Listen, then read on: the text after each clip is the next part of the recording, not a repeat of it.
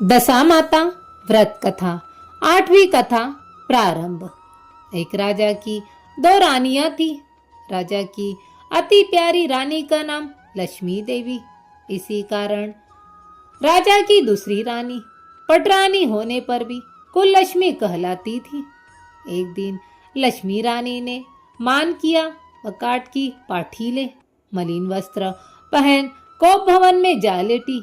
राजा ने उससे पूछा कि तुम चाहती क्या हो? वह बोली कि कुल लक्ष्मी रानी को देश निकाला दे दो। राजा की प्यारी न होते हुए भी कुल लक्ष्मी रानी पटरानी थी। लोक लज्जा के कारण उसे सहसा निकाल सकने में लाचार होकर राजा ने उन्हें नैहर भेजने का निश्चय किया। उन्होंने रानी को एक पीनस में सवार कराया और आप घोड़े पर सवार होकर साथ चले। एक सघन वन में पहुंचकर राजा ने पीनस रखवा दी और कहारों को वहां से हटा दिया।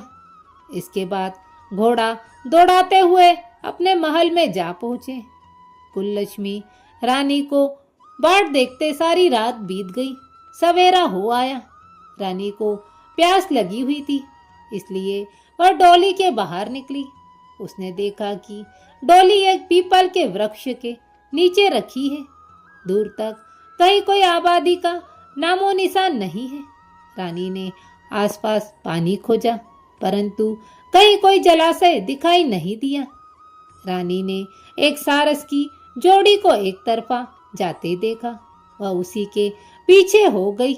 चलते चलते कुछ देर के बाद एक नदी के तट पर पहुंच गई। रानी ने उसी नदी में सोच आदि से निवृत्त होकर स्नान किया और जल पिया।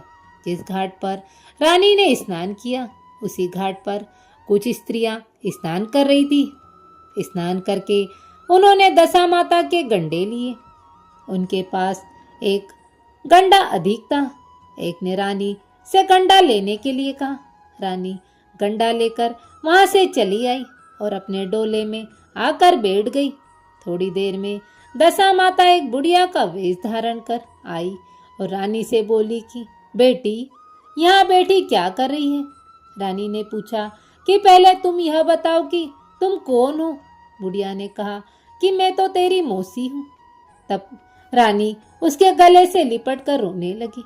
उसने अपनी विपत्ति की कहानी आदोपांत बुढ़िया को कह सुनाई और अंत में यह कहा कि अब मुझे केवल तुम्हारा आश्रय और भरोसा है। दशा माता की कृपा से उसी जगह माया का शहर बस गया। रानी ने भाई भौजाई आदि सारा नैहर आप ही वहां प्रकट हो गया। रानी ने अपने परिवार से मिलकर 9 दिन तक दशा माता के महात्म की कथा कहानियां कही। 10वें दिन गंडे की पूजा होनी थी। उसी दिन सवेरे दशा माता ने कहा कि तुम आज नदी में स्नान करके जाओगी। वहां तुमको जो स्वर्ण कलश मिले उसको ले आना और जो डोली तुमको लेने के लिए आए उसमें निसंकोच सवार हो जाना। किसी प्रकार संकल्प विकल्प में पढ़कर यह मत पूछना कि डोली किसकी है। रानी नदी में स्नान करने गई। वह स्नान करके जल से बाहर निकली तो किनारे 2 सोने के कलश रखे दिखाई दिए। उन्हीं के पास सुंदर रेशमी वस्त्र सवारे हुए रखे थे। रानी ने वस्त्र बदलकर घड़े भरे और जो ही अपने स्थान की ओर चलना चाहा, त्यों ही एक डोली सामने से आती दिखाई दी। रानी समझ गई कि हो न हो इसी डोली के बारे में मौसी ने मुझे सूचना दी थी। वह फौरन डोली में सवार होकर अपने घर गई। वहां माया के परिवार की सभी स्त्रियां सहित रानी ने दशा माता के गंडे की पूजा की। सुहागिनों को भोजन कराया, तब पारण किया। तदंतर रानी अपने नैहर के परिवार में आनंद पूर्वक हिल मिलकर रहने लगी। कुछ दिनों बाद सहसा राजा को रानी का स्मरण हुआ। उसके ध्यान में आया कि कुल लक्ष्मी रानी को जिस दिन से मैं जंगल में छोड़ आया हूँ, उसी दिन से आज तक उसका कोई समाचार नहीं मिला। चलकर देखना तो चाहिए कि उसकी क्या गति हुई है। जब वह रानी को खोजने के लिए चलने लगा तब मंत्रियों ने समझाया कि जब रानी का आपसे मिलना नहीं हो सकता। राजा ने किसी की बात पर ध्यान नहीं दिया। वह चलता चलता उसी स्थान पर पहुंचा जहां वह रानी का डोला रखा आया था, परंतु उसे वह देखकर बड़ा आश्चर्य हुआ कि जहां सघन वन था वहां सुंदर नगर बसा हुआ है। राजा के प्रश्न करने पर नगर के लोगों ने कहा कि यह कुललक्ष्मी रानी का नगर है। तब तो राजा और भी आश्चर्य में डूब गया और बार बार यही विचार करता रहा कि यह जगह तो वही है जहां मैं अपनी रानी को छोड़ गया था। क्या उसी के नाम से यह नगर बसा हुआ है? राजा के महलों के पास जाकर इत्तिला कराई कि अमुक राजधानी का राजा मिलने आया है। रानी ने राजा को पहचान कर उत्तर दिया कि मैं ऐसे दगाबाज राजा से मिलना नहीं चाहती, परंतु उसकी मौसी ने उसको समझाया कि पति परमेश्वर के बराबर होता है, उससे विमुख होकर कभी पीठ न देनी चाहिए। तुमको यही उचित है कि उनका स्वागत करो, यथाशक्ति सत्कार करो और नियम पूर्वक मिलो। रानी ने राजा को महल के भीतर बुलवाया और वहीं डेरे पर ठहराया। दोपहर को राजा भोजन करने गए। उनके साथ एक नाई था, वह भी राजा के समीप ही खाने को बैठा।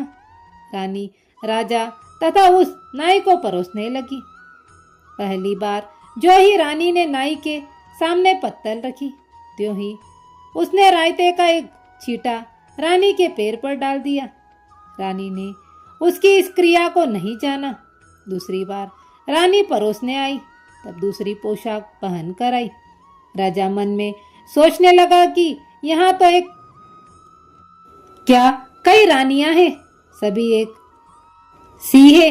इनमें यदि मेरी रानी हो तो मैं उसे पहचान नहीं सकता। डेरे पर आकर राजा ने नाई से कहा, यहाँ तो कई रानियां हैं, यह कैसे मालूम हो कि अपनी रानी कौन है? नाई बोला कि रानी तो एक ही है, वो पोशाकें बदल बदल कर परोसने आई है, इससे आपको भ्रम हुआ है। राजा ने पूछा कि तूने कैसे जाना कि रानी एक ही है? वो बोला कि मैंने पहले ही रानी के पैर रायते का छींटा डाल दिया था। जब दूसरी बार वह परोसने आई तब भी उसके पैर पर वह छींटा पड़ा था, और जब तीसरी बार आई तब भी छींटा देखा। इसी बीच रानी ने राजा को अपने महल में बुलवाया और वहां सेज सजी हुई थी। उसी पर राजा को बिठाकर उसने पान दिया। राजा लेट गया। रानी पैर दबाने लगी। तब राजा ने कहा कि रानी, बहुत दिन हो गए हैं, अब राजधानी को चलो। रानी ने जवाब दिया कि मैं नहीं जाती। उस दिन की याद कीजिए, मैंने ऐसा क्या अपराध किया था जिसके कारण आपने मुझे वनवास दिया? आपने जिस सौत की बात मानकर मेरा अनादर किया था, अब उसी को लिए हुए बैठे रहिए। आप तो मेरा सर्वनाश कर चुके थे। यह तो सब मेरी मौसी की बदौलत है कि मैं जीती बच गई। इस पर राजा ने रानी को बहुत समझाया और अपने किए पर पश्चाताप करते हुए माफी मांगी। तब रानी बोली कि मैं केवल एक शर्त पर आपके साथ चल सकती हूँ। आप मेरी मौसी से यह वरदान मांगिए कि यह शहर और ये बाग बगीचे आपकी राजधानी के समीप पहुंच जाएं, जिससे जब मेरा जी चाहे आपके महल में रहूं, जब जी चाहे तब मौसी के दिए हुए महल में चली जाऊं। मेरी मौसी बड़ी दयावान और भोली भाली है, संभव है कि वह आपकी बात न टाले। राजा ने रानी की मौसी दशा माता के पास जाकर निवेदन किया। उसी समय दोनों शहर पास पास हो गए, मानो एक दूसरे के ही भाग हो। राजा ने दशा माता की कृपा का प्रभाव जानकर शहर भर में ढिंडोरा पिटवा दिया कि अब से सभी लोग दशा माता की पूजा किया करें।